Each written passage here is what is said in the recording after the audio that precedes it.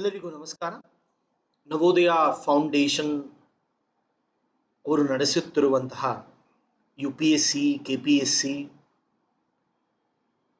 ಕ್ಲಾಸಸ್ನಲ್ಲಿ ಸುಮಾರು ಜನ ಹುಡುಗರು KPSC ಎಕ್ಸಾಮ್ನ ಸೋಮವಾರ ನಡೆದಂತಹ KPSC ಎಕ್ಸಾಮ್ನ ತಗೊಂಡು ತುಂಬಾನೇ ಒಳ್ಳೆ ಮಾರ್ಕ್ಸನ್ನು ಪಡ್ಕೊಂಡಿದ್ದಾರೆ.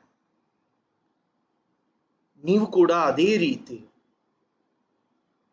ಅವರ ಒಂದು ಸ್ಟ್ರಾಟಜಿನ ಫಾಲೋ ಮಾಡಬೇಕು ಅಂತ ಅಂದರೆ ನವೋದಯ ಫೌಂಡೇಶನ್ ಅವರು ಕೊಟ್ಟಿರುವಂತಹ ವೆಬ್ಸೈಟ್ ಆಗಲಿ ಫೋನ್ ನಂಬರ್ ಆಗಲಿ ಕಾಲ್ ಮಾಡಬಹುದು. ಈ ಒಂದು ಪೇಪರಲ್ಲಿ ಮೊದಲನೇ 50 ಕ್ವಶನ್ಗಳನ್ನು ನಾನು ಡಿಸ್ಕಸ್ ಮಾಡ್ತೀನಿ. ಸೊ ಡಿಸ್ಕಷನ್ ಅಂದರೆ ಯಾವ ಆನ್ಸರ್ ಅಂತ ಹೇಳೋದೇ ಅಲ್ಲದೆ ಅದು ಯಾಕೆ ಅಂತ ಕೂಡ ಡಿಸ್ಕಸ್ ಮಾಡೋಣ. ಆದರೆ ಇಲ್ಲಿ ಕೆಲವೊಂದನ್ನು ನಾವು ತಿಳ್ಕೋಬೇಕು. ಓದ್ತಾ ಅದರ ಸೋರ್ಸ್ ಏನು, ಎಲ್ಲಿಂದ ಬಂದಿದೆ, ಎಲ್ಲಿಂದ ಕೊಟ್ಟಿದ್ದಾರೆ, UPSC ಅಥವಾ KPSC ಯಾವ ರೀತಿ ಕ್ವಶನ್ಸ್ ಅನ್ನು ಕೇಳುತ್ತೆ, ಇವುಗಳನ್ನೆಲ್ಲ ನಾವು ಸ್ವಲ್ಪ ಅಧ್ಯಯನ ಮಾಡ್ಕೊಂಡು ಹೋಗ್ಬೇಕು. ನಾನು ಸಂದೀಪ್ ಮಹಾಜನ್ ಅಂತ ನವೋಪ್ರಮತಿ ನವೋದಯ ಫೌಂಡೇಶನ್ ಅವರ UPSC KPSCಗೆ ಎಲ್ಲ ಕ್ಲಾಸಸ್ ಅನ್ನು ಪಾಠ ಮಾಡ್ತೀನಿ. ಜಿಯೋಗ್ರಫಿ, ಇಂಟರ್ನ್ಯಾಷನಲ್ ರಿಲೇಷನ್ಸ್ ನಾನು ಅಲ್ಲಿ ತಗೊಂತೀನಿ. ನನ್ನ ಮೆಂಟರ್ಶಿಪ್ ಕೂಡ ಅಲ್ಲಿ ಲಭ್ಯವಾಗಿರುತ್ತೆ. ಸೊ ಕ್ವಶನ್ಸ್ ಅಂಡ್ ಆನ್ಸರ್ಸ್ ಅನ್ನು ನಾವು ನೋಡಿದಾಗ name the recently launched programme at ISRO, ಇದು D ಸೀರೀಸ್ನ ಒಂದು ಕ್ವಶನ್ಸ್. ಇನೋವೇಟಿವ್ ಲರ್ನಿಂಗ್ ಪ್ರೋಗ್ರಾಮ್ ಯಾವುದು ಅಂತ ಕೇಳಿದ್ರು ಧ್ರುವ್ ಅನ್ನೋದು ಅದಕ್ಕೆ ಆನ್ಸರ್. ಡೈರೆಕ್ಟ್ ಆಗಿ ಕೇಳಿದ್ದಾರೆ. ನೀವು ಅದರಲ್ಲಿ ನೋಡ್ತಿರುವಾಗ ಎಕ್ಸ್ಪ್ಲನೇಷನ್ ನೋಡಿ, ಈ ಸೇಲಿಯಂಟ್ ಫೀಚರ್ಸ್ ಅನ್ನ ಒಮ್ಮೆ ಡೀಟೇಲ್ ಆಗಿ ನೋಡ್ಕೊಳ್ಳಿ. ಅಂದ್ರೆ ಏನು, 9 to 12 ಆಗಿರಬಹುದು, ಸೈನ್ಸ್ ಅಂಡ್ ಆರ್ಟ್ಸ್ ಆಗಿರಬಹುದು, ಇವೆಲ್ಲ ಬೇರೆ ಎಕ್ಸಾಮ್ಗಳಿಗೂ ಕೇಳುವಂತಹ ಸಾಧ್ಯತೆ ಇದೆ. ಎರಡನೇದು, ಕ್ರಿಸ್ಟಿನಾ ಕೋಚ್ ಅನ್ನುವಂತಹ ಒಂದು ಮಹಿಳೆ ಲಾಂಗೆಸ್ಟ್ ಡ್ಯುರೇಷನ್ ಅನ್ನು ಸ್ಪೇಸ್ ಅಲ್ಲಿ ಸ್ಪೆಂಡ್ ಮಾಡಿದಾಳೆ. ಎಷ್ಟು ದಿನ? 328 ದಿನಗಳು. ಸೊ ಇವರು ಹೋಗ್ತಿದ್ದಾಗ ಆಕ್ಚುಲಿ ಅವರು ಹೋದಾಗ when they were going, the astronauts who went with them were different, and when they came back, the astronauts who came back were different. See here, ಹೋದಾಗ ಯಾವಾಗ ಹೋದ್ರು? March 14, 2019 ಗೆ ಹೋದ್ರು. ಯಾರ್ಯಾರು ಹೋದ್ರು? ನಿಕ್ ಹೇಗ್, ಅಲೆಕ್ಸಿ ಔಚಿನನ್ ಅನ್ನೋರು ಹೋದ್ರು. ಬರುವಾಗ when they are coming back, Luca ಪೆರ್ಮಿಟಾನ, ಅಲೆಕ್ಸಾಂಡರ್ ಸ್ಕ್ವಾಟ್ಸೋವ್ ಅನ್ನೋರ ಜೊತೆ ಬಂದ್ರು. ಸೊ ಅಕಂಪನೀಡ್ ಅಂತ ಅಂದಾಗ ಯಾರು ಅಂತ ನಮಗೆ ಐಡಿಯಾ ಇಲ್ಲ. ಸೊ ಅದನ್ನು ಕರೆಕ್ಟ್ ಅಂತ ಅನ್ಕೊಳ್ಳೋಣ. ಕೆಲವೊಂದು ಬುಕ್ಗಳಲ್ಲಿ ಇದು ಕ್ಯಾನ್ಸರ್ ಅಂತ ಇದೆ, ಕೆಲವೊಂದು ಫಿಸಿಕ್ಸ್ ಅಂತ ಇದೆ, ಅದಕ್ಕೆ ಕೆಲವರು ರಾಂಗ್ ಅಂತಿದ್ದಾರೆ. ಆದರೆ ಆನ್ಸರ್ನ ನೋಡಿದಾಗ ಇದು ಕೂಡ ಕರೆಕ್ಟ್ ಆಗಿದೆ. ಸೊ ಸೈನ್ಸ್ ಮ್ಯಾಗಝಿನ್ಸ್ ವೆಬ್ಸೈಟ್ಸ್ ಅನ್ನ ನೋಡಿದಾಗ ಕ್ಲಿಯರ್ ಆಗಿ ಹೇಳುತ್ತೆ ಇದು ಕರೆಕ್ಟ್ ಅಂತ. ಸಫರ್, ಈ ಒಂದು ಏರ್ ರಿಲೇಟೆಡ್ ಸಿಸ್ಟಮ್ ಅನ್ನ ಪೊಲ್ಯೂಷನ್ ಎಷ್ಟಿದೆ, ಎಲ್ಲಿ ಜಾಸ್ತಿ ಇದೆ, ಎಲ್ಲಿ ಕಡಿಮೆ ಇದೆ, ಇದು ಮಾನಿಟರಿಂಗ್ಗೆ ನಾವು ಈ ಒಂದು ಸಫರ್ ಅನ್ನೋ ಒಂದು ಸಿಸ್ಟಮ್ ಅನ್ನ ಲಾಂಚ್ ಮಾಡಿದ್ದೀವಿ. ಸೊ ಯಾರ್ಯಾರು ಲಾಂಚ್ ಮಾಡಿದ್ದಾರೆ? Indian institution of tropical meteorology Pune. ಇದು ನಾಟ್ ಮೆಜರ್ UV ಇಂಡೆಕ್ಸ್ ಅಂತ ಕೊಟ್ಟಿದ್ದಾನೆ, ತಪ್ಪು. ಯಾಕೆ ನೋಡಿ, ಎಲ್ಲದನ್ನು ಮೆಜರ್ ಮಾಡುತ್ತೆ. U V radiation, rainfall, temperature, humidity ಪ್ರತಿಯೊಂದು ನೋಡುತ್ತೆ. ಈ ಪಲ್ಯೂಟೆಂಟ್ಸ್ ಅನ್ನ ಕೂಡ ನೀವು ಪ್ರಿಲಿಮ್ಸ್ ಓದ್ತಿರೋ ಹಾಗಿದ್ರೆ ಇದನ್ನೊಂದು ಸತಿ ನೋಡ್ಕೊಳ್ಳಿ. ಆನ್ಸರ್ ಏನು? A and B are correct. ನೋಡಿ, ಎರಡು ದೇಶಗಳ ಮಧ್ಯೆ ಕಾಸ್ಟ್ ರೇಷಿಯೋ ಹೇಗಿದ್ದಾಗ ಬೆನಿಫಿಟ್ ಆಗತ್ತೆ. ಈಗ ಎರಡು ದೇಶ ಎ ಅಂಡ್ ಬಿ ಅಂತ ಅನ್ಕೊಳ್ಳಿ. ಎರಡು ದೇಶದಲ್ಲೂ ಒಂದೇ ಇದ್ದರೆ ಏನು ಉಪಯೋಗ ಆಗೋದಿಲ್ಲ. ಇಲ್ಲಿಂದ ಅಲ್ಲಿ ಹೋಗಲ್ಲ, ಅಲ್ಲಿಂದ ಇಲ್ಲೂ ಬರಲ್ಲ. ಬಟ್ ಒಬ್ರ ಹತ್ರ 10 ರೂಪಾಯಿ, ಇನ್ನೊಬ್ರ ಹತ್ರ 2 ರೂಪಾಯಿ, ಇನ್ನೊಂದು ಪ್ರಾಡಕ್ಟ್ ಒಬ್ರ ಹತ್ರ 2 ರೂಪಾಯಿ, ಇನ್ನೊಬ್ರ ಹತ್ರ 10 ರೂಪಾಯಿ ಅಂತ ಅಂದ್ರೆ ಇಲ್ಲಿಂದ ಇಲ್ಲಿ ಹೋಗುತ್ತೆ, ಇಲ್ಲಿಂದ ಇಲ್ಲಿ ಬರುತ್ತೆ, ಇಬ್ಬರಿಗೂ ಬೆನಿಫಿಟ್ ಆಗುತ್ತೆ. ಅಂದ್ರೆ ಡಿಫ್ರೆಂಟ್ ಆಗಿ ಇರಬೇಕು. ಭಾರತ ರತ್ನ ಯಾರಿಗೆ ಸಿಗಲಿಲ್ಲ ಅಥವಾ ಕೊಡ್ಲಿಲ್ಲ? ಯಾವ ಇಯರ್ ಅಲ್ಲಿ? 2019 ಅಲ್ಲಿ. ಅಟಲ್ ಬಿಹಾರಿ ವಾಜಪೇಯಿ ಅವರಿಗೆ ಮುಂಚೆನೆ ಬಂದಿತ್ತು. ಬ್ರಿಟಿಷ್ ಈಸ್ಟ್ ಇಂಡಿಯಾ ಕಂಪನಿ ಬಗ್ಗೆ ಕೇಳ್ತಿದ್ದಾರೆ. NCERT ಇಂದ ಡೈರೆಕ್ಟ್ ಆಗಿ ತಗೊಂಡಿರುವಂತಹ ಒಂದು ಕ್ವಶನ್. 1599 ಅಲ್ಲಿ ಮರ್ಚೆಂಟ್ ಅಡ್ವೆಂಚರರ್ಸ್ ಕರೆಕ್ಟ್ ಆಗಿದೆ. 1600 ಅಲ್ಲಿ ಕ್ವೀನ್ ಎಲಿಜಬೆತ್ ಏನು ಮಾಡ್ತಾಳೆ? 15 ವರ್ಷಗಳಿಗೆ ಕೊಡ್ತಾಳೆ. ಆದ್ರೆ ಇವರು ಇಂಡೆಫಿನೆಟ್ ಪೀರಿಯಡ್ ಅಂತ ಕೊಟ್ಟಿದ್ದಾರೆ, ಅದು ತಪ್ಪು. ಅವರು ಡಿಸೈಡ್ ಮಾಡಿದ್ರು ಕರೆಕ್ಟ್, ಸಿಗ್ತಾ ಇಲ್ಲ. ಸೊ ಇದು correct. Companies monopoly of trade was abolished by James I. Actually indefinite ಪೀರಿಯಡ್ಗೆ ಮಾಡಿದವನು ಇವನು. ಸೊ ಈ ಸ್ಟೇಟ್ಮೆಂಟ್ ಕೂಡ ರಾಂಗ್. ಸೊ ಯಾವುದು? A and C only correct ಆಗಿದೆ. ಈ ಚೈನೀಸ್ ಏರ್ ಕ್ರಾಫ್ಟ್ ಯಾವುದು? ಚಾಂಗ್ 4 ಅನ್ನುವಂಥದ್ದು. ಬ್ರಿಟನ್ ಅಲ್ಲಿ ಪ್ರೊಟೆಸ್ಟೆಂಟ್ಸ್ ಯಾರಿದ್ದಾರೆ? ಸಾರಿ, ಯುರೋಪ್ ಅಲ್ಲಿ ಬ್ರಿಟಿಷ್ ಮತ್ತೆ ಡಚ್. NCERT ಯಲ್ಲೂ ಸಿಗುತ್ತೆ. ನೀವು ರೀಸೆಂಟ್ ಆಗಿ ಬ್ರೆಕ್ಸಿಟ್ ಅನ್ನ ಓದಿರ್ತೀರ. ಅದರ ಪ್ರಕಾರ ಕೂಡ ಬ್ರಿಟಿಷ್ ಅವರು ನಾವು ಏನಂತ ಕರಿತೀವಿ? ಪ್ರೊಟೆಸ್ಟೆಂಟ್ಸ್.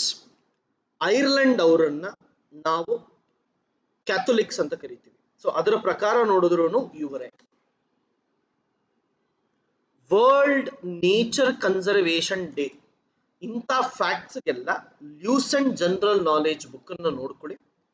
ಈಸಿಯಾಗಿ ನಿಮಗೆ ಅರ್ಥ ಆಗತ್ತೆ ಪ್ರತಿ ವರ್ಷ. ನೋಡಿ, ಯಾವುದೇ ಒಂದು ದೇಶದಲ್ಲಿ ಕರೆನ್ಸಿ ಸಪ್ಲೈ ಜಾಸ್ತಿ ಆದರೆ, ಲೋಕಲಿ ಜಾಸ್ತಿ ಆದರೆ ಅದರ ವ್ಯಾಲ್ಯೂ ಇಂಟರ್ನ್ಯಾಷನಲ್ ಮಾರ್ಕೆಟ್ ಅಲ್ಲಿ ಕಡಿಮೆ ಆಗುತ್ತೆ. ಆಪೋಸಿಟ್, ಕಡಿಮೆ ಆದ್ರೆ ಜಾಸ್ತಿ ಆಗುತ್ತೆ. ಸೊ ಡೈರೆಕ್ಟ್ ಆಗಿ ಕೇಳಿರುವಂತಹ ಒಂದು ಆನ್ಸರ್.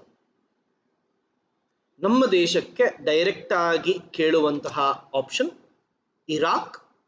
ಇದೆಲ್ಲ ನಿಮಗೆ ಇಂಡಿಯಾ ಇಯರ್ ಬುಕ್ ಇಂದ ಮತ್ತು ಎಕನಾಮಿಕ್ ಸರ್ವೆಯಿಂದ ತಗೊಂಡಿರುವಂತಹ ಪ್ರಶ್ನೆಗಳು.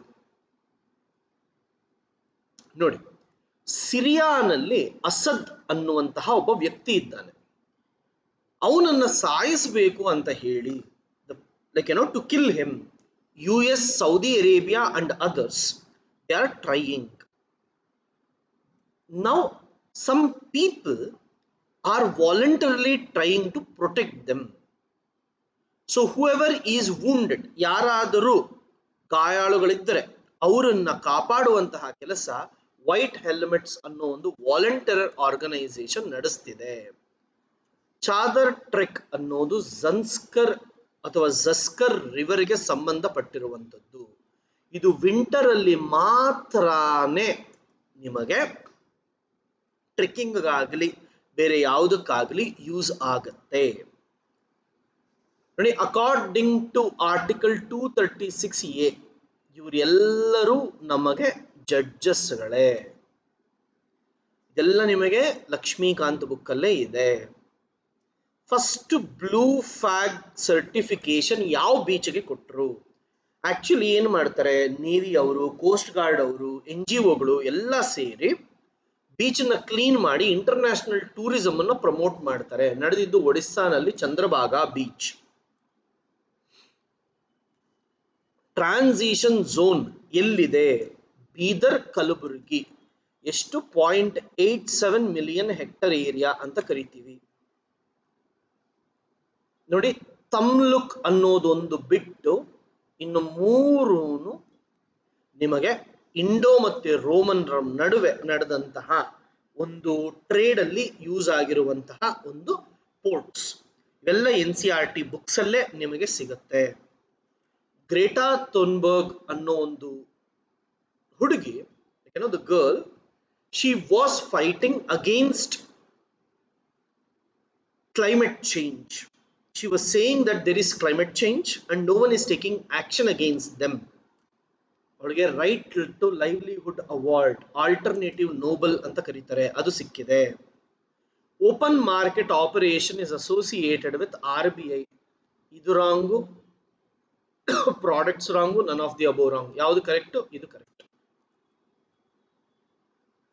ನ್ಯಾಷನಲ್ ಡೆವಲಪ್ಮೆಂಟ್ ಕೌನ್ಸಿಲ್ ಆಗಿದ್ದು ಆಗಸ್ಟ್ 1952 ನಲ್ಲಿ. ನೋಡಿ, ಇವಾಗ ನೀತಿ ಆಯೋಗ್ ಇರೋದ್ರಿಂದ ಇದರ ಒಂದು ಉಪಯೋಗ ಕಡಿಮೆ ಆಗಿದೆ. ರೀಸೆಂಟ್ಲಿ ಸಿಂಡಿಕೇಟ್ ಬ್ಯಾಂಕ್ ಅನ್ನ Canara bank corporation bank merge ಮಾಡಿದ್ರು. ಕಾರ್ಪೊರೇಷನ್ ಯೂನಿಯನ್ ಬ್ಯಾಂಕ್ ಜೊತೆ ಮರ್ಜ್ ಮಾಡಿದ್ರು. ಕಾರ್ಪೊರೇಷನ್ ಉಡುಪಿನಲ್ಲಿ ಸ್ಟಾರ್ಟ್ ಆಯ್ತು, ಕೆನರಾ ಸುಬ್ಬರಾವ್ ಪೈ ಅವರು ಸ್ಟಾರ್ಟ್ ಮಾಡಿದ್ರು. ಎಲ್ಲಾ ಬ್ಯಾಂಕ್ಗಳು ಆಲ್ ಕರ್ನಾಟಕದಲ್ಲೇ ಸ್ಥಾಪನೆ ಆಯಿತು. ಇದು ರಾಂಗ್. ಯಾಕೆ? ಎಲ್ಲಿ ಸ್ಥಾಪನೆ ಆಯಿತು? ಯೂನಿಯನ್ ಬ್ಯಾಂಕ್ ಮುಂಬೈಯಲ್ಲಿ ಸ್ಟಾರ್ಟ್ ಆಯಿತು. ಈ ಬುಧಗಗ್ ಮಹಾನದಿ ಅನ್ನೋದು ತಪ್ಪು. ಇದು ಜಾರ್ಖಂಡ್ ಹತ್ರ ಬರುತ್ತೆ. ಸೊ ಆ ರಿವರ್ ಯಾವುದು ಅಂತ ಅಂದ್ರೆ ಬುರ್ಹಾ ರಿವರ್ ಅನ್ನೋದರ ಹತ್ರ ಸಿಗುತ್ತೆ. ನೋಡಿ, ನಾನೊಂದು ಕಂಪನಿನ ಸ್ಟಾರ್ಟ್ ಮಾಡಿದಾಗ ಶೇರ್ಸ್ ಕೊಟ್ರೆ ಅದನ್ನ ಪ್ರೈಮರಿ ಮಾರ್ಕೆಟ್ ಅಂತ ಕರಿತೇವೆ. ಆ ಶೇರ್ಸ್ ನೀವು ಎಷ್ಟು ಸತಿ ಆದ್ರೂ ಸೆಕೆಂಡರಿ ಮಾರ್ಕೆಟ್ ಅಲ್ಲಿ ಸೇಲ್ ಮಾಡ್ಕೋಬಹುದು. ಅದನ್ನು ನಾವು ಸೆಕೆಂಡರಿ ಮಾರ್ಕೆಟ್ ಅಂತ ಕರಿತೀವಿ. 11th ಬಯೋಸ್ಪಿಯರ್ ರಿಸರ್ವ್ ಯಾವುದು? ಕಾಂಚನಜುಂಗ.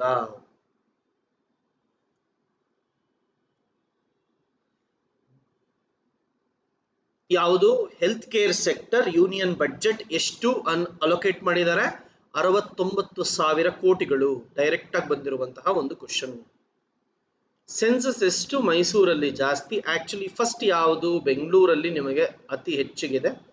ಎರಡನೇದು ಮೈಸೂರಲ್ಲಿದೆ. ಅದಾದ ಮೇಲೆ ಧಾರವಾಡ, ದಕ್ಷಿಣ ಕನ್ನಡ.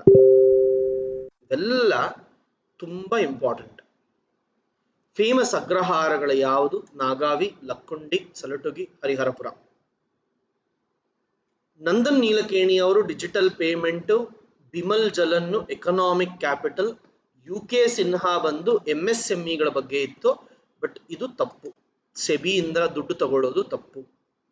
ಈ ರಾಷ್ಟ್ರಕೂಟರ ಬಗ್ಗೆ ನೋಡಿದಾಗ ಸುಮಾರು ಪುಸ್ತಕಗಳು ಬಂಡರ್ಕರ್ ಅಂತ ಹೇಳ್ತಿದೆ, ಕೆಲವರು ಆಲ್ಟೇಕರ್ ಅಂತಿದ್ದಾರೆ, ಕೆಲವೊಬ್ರು ಅಯ್ಯರ್ ಅಂತಿದ್ದಾರೆ. ಸೊ ನನಗೆ ಗೊತ್ತಿರೋ ಹಂಗೆ ಇದು ಕರೆಕ್ಟ್ ಆಗಿದೆ. ಆದರೆ ಈ ಒಂದು ಪ್ರಶ್ನೆಗೆ ನೀವು ಸಹ ಸ್ವಲ್ಪ ನೋಡಿ ಆನ್ಸರ್ನ ಹುಡುಕಿ. Population pyramid 11th standard 12th standard NCERT book ಇಂದ ಪಿರಮಿಡ್ ಅಂದ್ರೆ ಏನು, ಏಜು ಮತ್ತೆ ಸೆಕ್ಸ್ ಬಗ್ಗೆ ನೋಡ್ಕೊಳ್ಳುತ್ತೆ. ಸ್ಟ್ರಕ್ಚರ್ ಅಂತ ಅಂದ್ರೆ ಅದನ್ನು ನಾವು ರೆಪ್ರೆಸೆಂಟ್ ಮಾಡೋದನ್ನ ಪಾಪ್ಯುಲೇಷನ್ ಪಿರಮಿಡ್ ಅಂತ ಕರಿತೀವಿ ಅಂತ ಕೇಳಿದ್ದಾನೆ. 2 ಆಪ್ಷನ್ ಕರೆಕ್ಟ್ ಆಗಿದೆ. ಚಿತ್ರದುರ್ಗ ಫೈಟ್ ಮಾಡಿದ್ದು ಹೈದರ್ ಅಲಿ ಜೊತೆ, ಮದಕರಿ ನಾಯಕ 5.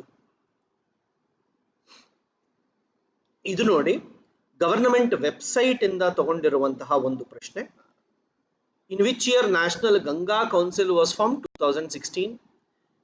Replaced by national Ganga council ಯಾವುದು? National Ganga river basin authority. ಈ ಎಂಪವರ್ಡ್ ಟಾಸ್ಕ್ ಫೋರ್ಸ್ಗೆ ಹೆಡ್ ಯಾರು? Union minister. ಇಲ್ಲಿ ಸ್ವಲ್ಪ ಕನ್ಫ್ಯೂಸ್ ಆಗಬೇಡಿ.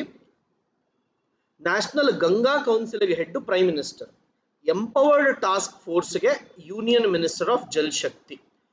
ಸೊ ಇದೆಲ್ಲಿ ಸಿಗುತ್ತೆ ನಿಮಗೆ? ಇವೆಲ್ಲದನ್ನು ನೀವು ಡೈರೆಕ್ಟ್ ಆಗಿ ಗವರ್ನಮೆಂಟ್ ವೆಬ್ಸೈಟ್ ಅಲ್ಲೇ ನೋಡಿದ್ರೆ ಈಸಿಯಾಗಿ ಸಿಗುತ್ತೆ.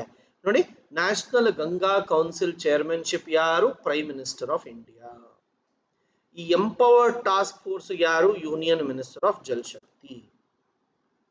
ಅದಾದ ಮೇಲೆ ವರ್ಣ ಬಂದು ಕೃಷ್ಣಾಗೆ ಸಂಬಂಧಿಸಿರುವಂತದ್ದು, ಗೋದಾವರಿ ಅಂತ ಹೇಳಿದ್ದಾರೆ. ನೋಡಿ, ಎಲ್ಲಿ ನಿಮಗೆ ಮಿನರಲ್ ಬೇಸ್ಡ್ ಇಂಡಸ್ಟ್ರೀಸ್ ಇರುತ್ತೆ ಅಂತ ಕೇಳ್ತಿದ್ದಾರೆ. ಮಿನರಲ್ ಬೇಸ್ಡ್ ಇಂಡಸ್ಟ್ರೀಸ್ ಯಾವತ್ತು ನಿಮಗೆ ಅಂದ್ರೆ ಜಾರ್ಖಂಡ್ ಛೋಟನಾಗ್ಪುರ್ ಪ್ಲಾಟ್ಯೂ ಹತ್ರ ಇರುತ್ತೆ. ಸೊ ಛೋಟನಾಗ್ಪುರ್ ಪ್ಲಾಟ್ಯೂ ಎಲ್ಲಿದೆ? ರಾಂಚಿ ಚೈಬಾಸ ರೀಜನ್ ಇದೆ. International year of plant health ಅಂತ ಯುನೈಟೆಡ್ ನೇಷನ್ ಜನರಲ್ ಅಸೆಂಬ್ಲಿ ಅವರು ಇಯರ್ 2020 ಘೋಷಿಸಿದ್ದಾರೆ. ಎಲ್ಲಿ ನ್ಯಾಷನಲ್ ಪಾರ್ಕ್ಸ್ ಜಾಸ್ತಿ ಇದೆ? 9 national park Andaman and Nicobar ಅಲ್ಲಿದೆ. 5 ಅಥವಾ 4 ನಿಮಗೆ ಅಸ್ಸಾಮಲ್ಲಿ ಸಿಗುತ್ತೆ. ಮೇಘಾಲಯ ಮತ್ತು ಅರುಣಾಚಲ ಪ್ರದೇಶದಲ್ಲಿ 2 ಸಿಗುತ್ತೆ. ಅಸ್ಸಾಮಲ್ಲಿ ಎಷ್ಟು? 5 ಇದೆ. ಹೈಯೆಸ್ಟ್ ಯಾವುದು? ಅಂಡಮಾನ್ ಅಂಡ್ ನಿಕೋಬಾರ್. ಪ್ರಧಾನ ಮಂತ್ರಿ ಕಿಸಾನ್ ಸಮ್ಮಾನ್ ನಿಧಿ ಪ್ರಕಾರ ಎಷ್ಟು ಸಿಗುತ್ತೆ? 6,000 ರೂಪಾಯಿಗಳು. ಎಲ್ಲಿ ವಿಜಯನಗರ ಮತ್ತೆ ಬಹಮನೀಸ್ ಅವರು ಯುದ್ಧ ಮಾಡಿದ್ದು? ರಾಯಚೂರು ದೋವಬ್ ಹತ್ರ. ದೋವಬ್ ಅಂದ್ರೆ 2 ನದಿಗಳನ್ನ ಯಾವುದು ಬೇರೆ ಮಾಡುತ್ತೋ ಅದು. 124th ಕಾನ್ಸ್ಟಿಟ್ಯೂಷನಲ್ ಅಮೆಂಡ್ಮೆಂಟ್ ಏನ್ ಮಾಡ್ತಿದೆ? EWS ಎಕನಾಮಿಕಲಿ ವೀಕರ್ ಸೆಕ್ಷನ್ಸ್ ಅವರಿಗೆ ಜಾಬ್ ಕೊಡ್ತಿದೆ. ಈ ಟೋಟಲ್ ನಂಬರ್ ಆಫ್ ಮಿನಿಸ್ಟರ್ಸ್ ಎಷ್ಟಿರಬೇಕು? 15% ಮಾತ್ರ ಇರಬೇಕು ಅಂತ ಹೇಳಿದ್ದು ಈ 1ರಿಂದ. ಇದನ್ನ ಯಾಕೆ ತಗೊಂಡ್ ಬಂದ್ರು? ಸಮ್ಮಿಶ್ರ ಸರ್ಕಾರಗಳಲ್ಲಿ ಬರೋವರಿಗೆಲ್ಲ ಮಿನಿಸ್ಟ್ರಿ ಪೋಸ್ಟ್ಗಳನ್ನ ಕೊಡ್ತಿದ್ದಾರೆ ಅಂತ ಹೇಳಿ ಅದನ್ನ ಕಡಿಮೆ ಮಾಡೋದಕ್ಕೆ ಇದನ್ನ ತಗೊಂಡ್ ಬಂದ್ರು. ಮ್ಯಾಸಿವ್ ಓಪನ್ ಆನ್ಲೈನ್ ಕೋರ್ಸಸ್ ಬಂದು ಸ್ವಯಂ, ಭೂಮಿ ಬಂದು ಲ್ಯಾಂಡ್ ರೆಕಾರ್ಡ್ಸ್ ಮೇಲೆ ಇರುವಂತದ್ದು. ಕಾಫಿ ಯಾರ ಟೈಮಲ್ಲಿ ಎನ್ಕರೇಜ್ ಮಾಡಿದ್ರು ಅಂದ್ರೆ ಕಬ್ಬನ್. ಟಿಪ್ಪು ಅವ್ರ ಕಾಲದಲ್ಲೂ ಇತ್ತು, ಬಟ್ ಕರೆಕ್ಟ್ ಆಗಿ ಈ ಲ್ಯಾಂಗ್ವೇಜ್ ಅನ್ನ ನೋಡಿದಾಗ ಕಬ್ಬನ್ ಅಂತ ಕರಿತೀವಿ. ಇಂಡಿಯಾ ಯಾವ ದೇಶದ ಜೊತೆ ಇಂಟರ್ನ್ಯಾಷನಲ್ ಸೋಲಾರ್ ಅಲಿಯನ್ಸ್ ಅನ್ನ ಸ್ಟಾರ್ಟ್ ಮಾಡಿತು? ಫ್ರಾನ್ಸ್ ಜೊತೆ. UNESCO world capital of architecture 2020 ಅಂತ ಯಾವ ಒಂದು ಊರಿಗೆ ಕೊಟ್ಟಿದೆ? Rio de Janeiro. ಇದಕ್ಕಿಂತ ಮುಂಚೆ ಬೇರೆ ಪ್ಲೇಸಸ್ ಕೊಟ್ಟಿತ್ತು, ಈ ವರ್ಷ ರಿಯೋ ಡಿ ಜನೀರಿಯೋ ಕೊಟ್ಟಿದೆ. ನೋಡಿ, ಗೀತಾ ಗೋಪಿನಾಥ್ ಬಂದು ನಿಮಗೆ IMF, ಅಂಶುಲಾ ಕಾಂತ್ ಬಂದು ವರ್ಲ್ಡ್ ಬ್ಯಾಂಕ್, IIT ರೂರ್ಕಿಗೆ ಸಂಬಂಧಪಟ್ಟಿರುವಂತಹ ಅವರು. ಚೈನಾಗೆ ಸಂಬಂಧಪಟ್ಟಿರುವ ಬೆಲ್ಟ್ ಅಂತ ಅಂದ್ರೆ ರೋಡ್, ಯುರೋಪ್ಗೆ ಹೋಗುವಂತಹ ಒಂದು ರೋಡ್. ರೋಡ್ ಅಂತ ಅಂದ್ರೆ ಸಿ ರೂಟ್. ಇಲ್ಲಿ ನೋಡಿ, overland routes, road refers to sea routes. Improving connectivity among Asia, Africa and Europe. ಚೈನಾಗೆ ಸಂಬಂಧಪಟ್ಟಿರುವಂತ ಡೈರೆಕ್ಟ್ ಕ್ವಶನ್ ಅನ್ನ ಕೇಳಿದ್ದಾರೆ. ನೋಡಿ, ಇದು the violation of rights and immunities of members of parliament or disrespect to them is punishable under the act of parliament. ಇದು ಯಾವುದು? Privilege motion. ನೋಡಿ, ನಮಗೆ ಒಂದು 100 ಕ್ವಶನ್ ಬಂದ್ರೆ ಒಂದು 10ರಿಂದ 15 ಕ್ವಶನ್ ಗೊತ್ತಿರೋದಿಲ್ಲ. ಆ ತರದ್ರಲ್ಲಿ ಇವು ಒಂದು. ಇಂಥ ಕ್ವಶನ್ಗಳನ್ನ ಇಟ್ಕೊಂಡು ನೆಕ್ಸ್ಟ್ ಇಯರ್ ಓದಬೇಕು ಅಂತ ಅನ್ಕೊಂಡು ಟೈಮ್ ವೇಸ್ಟ್ ಮಾಡಬೇಡಿ. ಇಂಥವೆಲ್ಲ ಬಿಟ್ಟರೂ ಪರವಾಗಿಲ್ಲ. ಚೋಳ ಬ್ರಾನ್ಸಸ್ ಎಷ್ಟು? 5 ಪಂಚಲೋಹ ಅಂತ ಕರೀತಾರೆ. ಎಷ್ಟು ಮೆಟಲ್ಸ್ ಇದೆ ಅಂತ ಅಂತೀವಿ? ಪಂಚಲೋಹಂ. ಇದು ಸ್ವಲ್ಪ ಜಿಯೋಗ್ರಫಿಗೆ ಸಂಬಂಧಪಟ್ಟಿರುವಂಥದ್ದು. ಆಪ್ಷನಲ್ ಹುಡುಗರು ಕೂಡ ಕಷ್ಟ ಅಂತ ಅನ್ಕೊಳ್ಳುವಂಥದ್ದು. Compound coast represents features of both emergence and submergence. Treaty of Allahabad ಏನ್ ಮಾಡ್ತು? ದಿವಾನಿ ರೈಟ್ಸ್ ಬೆಂಗಾಲ್, ಬಿಹಾರ್ ಮತ್ತೆ ಒಡಿಸ್ಸಾ ಅಲ್ಲಿ ಕೊಡಿಸ್ತ.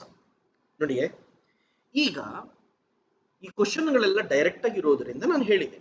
ಆದರೆ ಇಲ್ಲಿ ನೀವೇನೇನು ನೋಡಿದ್ರಿ? ಸೋರ್ಸಸ್ ನೋಡಿದ್ರಿ. ಯಾವುದು?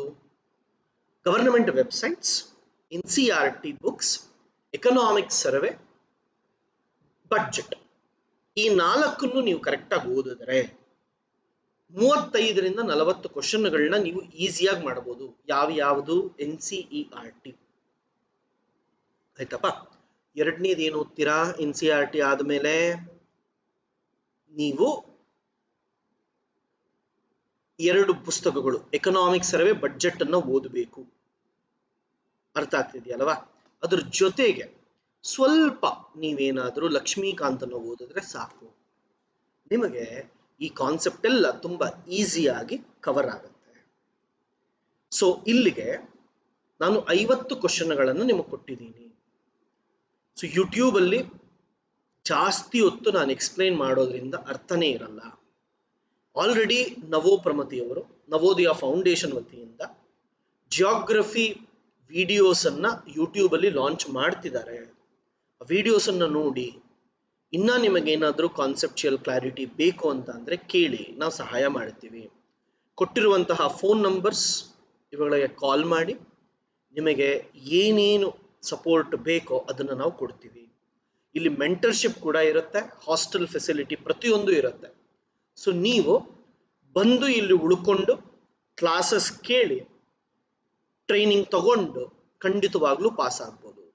ಇಲ್ಲಿ ನಾವು UPSCಗೆ ತರಬೇತಿ ಕೊಡೋದ್ರಿಂದ KPSC ಆಗಲಿ ಅಥವಾ ಯಾವುದೇ ಒಂದು ಎಕ್ಸಾಮ್ ಆಗಲಿ ತುಂಬ ಈಸಿಯಾಗಿ ಪಾಸ್ ಆಗ್ತಾರೆ. ನಾವು ಒಂದು ಮೊದಲನೇ ಬ್ಯಾಚ್ನಲ್ಲೇ 100 ಜನ ಇದ್ದರೆ ಅದರಲ್ಲಿ 80 ಜನ ಆಲ್ರೆಡಿ ಬೇರೆ ಬೇರೆ ಗವರ್ನಮೆಂಟ್ ಜಾಬ್ಗಳಲ್ಲಿ ಇದ್ದಾರೆ. ಸೊ ಯಾವತ್ತೂ ನೀವು UPSC ಲೆವೆಲ್ಗೆ ಓದಿದಾಗ ಬೇರೆ ಎಕ್ಸಾಮ್ಗಳೆಲ್ಲ ತುಂಬ ಈಸಿ ಆಗುತ್ತೆ. ಸೊ ಗೈಸ್, ಇಷ್ಟೊತ್ತು ಈ ಒಂದು ವಿಡಿಯೋನ ನೋಡಿದ್ದಕ್ಕೆ ತುಂಬಾ ಧನ್ಯವಾದಗಳು. Thank you.